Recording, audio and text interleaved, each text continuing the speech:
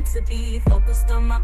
So today is episode 3, and I'm going to share how I was homeless at 12 and the decision that I made that changed my life forever. Also, first, I want to start by saying how we even got to this topic.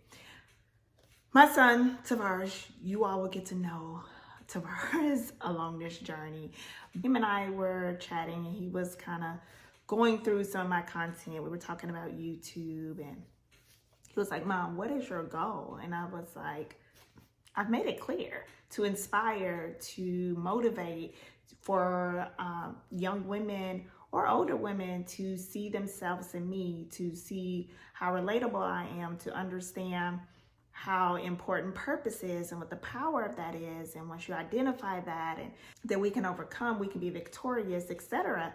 And he said, "So in this videos, where are you saying that? Like, at what point do I get to hear the story?" And I was like, "It's in the book." And I'm getting there. I was like, people want to, know who the author is, and see what I'm doing and this and that. And he was like, "No, they don't." He was like, "Ma, quit going at this like you have not already made a mark on this world." Now, those weren't his exact words, if you know Tavares, but pretty much. He said, "You've been doing this." He's like, "People want to know what did you go through? How did you overcome it? You have to be vulnerable and authentic." And he was like, "You're not making any of this up." He was like, "Speak from the book." This is the book, Power, Purpose. And I was like, okay, you're right. It's time to, crack this thing open. So today I will be sharing a piece of my journey taken directly from the book, Power, Purpose by myself, Shami Hargrove. All right, let's get into it. Age of 12, I was homeless. And interesting enough, I remember doing a philanthropy effort, a coat drive in Atlanta, Georgia, with my photographer / friend, shout out to Alpha Visions. And we, was taking these coats to the homeless. And he asked me, he said, "Mimi, have you ever been homeless?" I was like, "Nope." Nope. But then I was like, wait a minute, rewind. Actually, yes, I have. When when you think of homeless means that you don't have a home, you don't have a place you can call home. And unfortunately, at the tender age of 12, I experienced not having a place to call home. So fast forward past that story with that share. I'm walking home from school, and I see all of these fire trucks, ambulance, etc. in front of our townhome, and I see smoke coming from. I was like, is that our place?" Actually, it is. So come to find out, it was our place, and it was literally all of our belongings had went up in flames, and that includes clothes, pictures, etc., everything.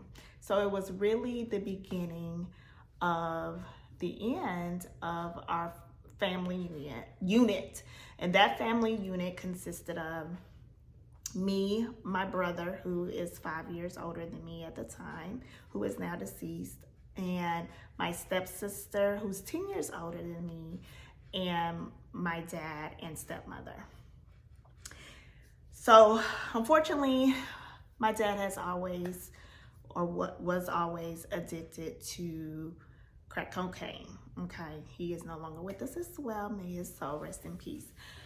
So my stepmom, who was also addicted to alcohol, she was addicted to beers, right? She, in all honesty, I experienced in real life an evil stepmother, which that's a different episode.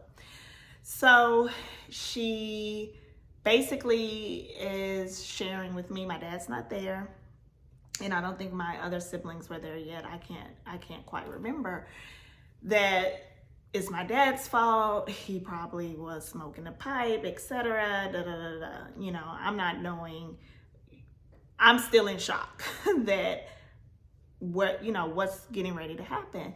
So at that point, my family dispersed, and my stepsister went to go stay with friends. My brother went to stay with friends, and then I started to stay with friends.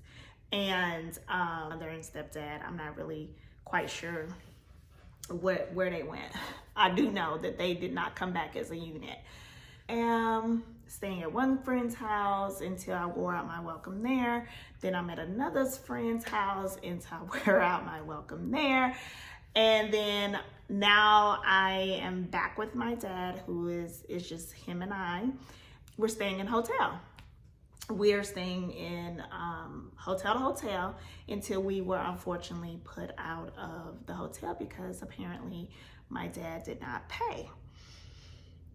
And now I am sleeping in the car with my father, and it's time to get ready for school.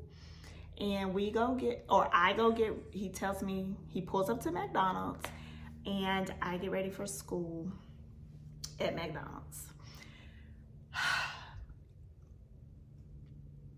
Something came over me that made me quickly realize this is not my life. This is not the life that I'm supposed to have. At 12 years old, God spoke to me and said, this is not the plan for you. This is a moment in time. So I go on to school, etc. And then after school, I was like, I gotta call somebody. This is, when it says 1992, right? So there's no cell phones, there's none of that. We didn't even have pagers yet. And so I flip through my dad's phone book and I see, Rosalind Freeman. So what I remember about Rosalind Freeman from my, earlier times of visiting Dallas, Texas, is that Rosalind Freeman was a woman who always looked put together.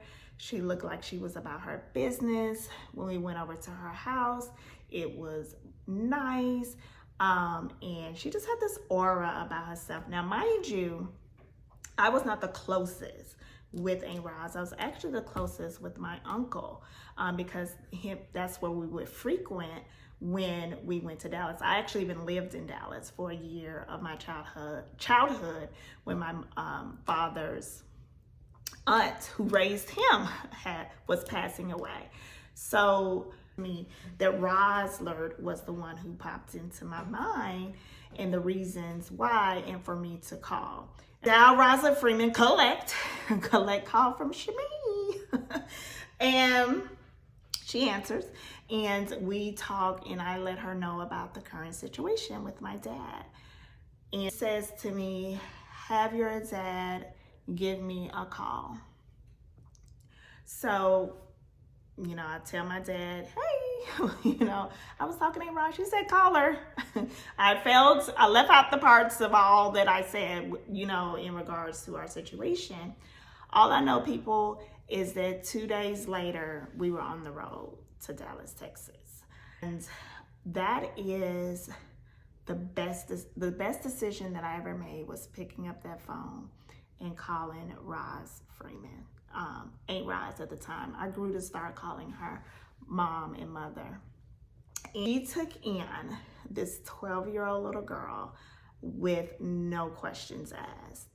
And that is where my life began to change. That was, where I first, had stability and structure and all the things. And I also had a woman who took care of me and showed me how to be a woman.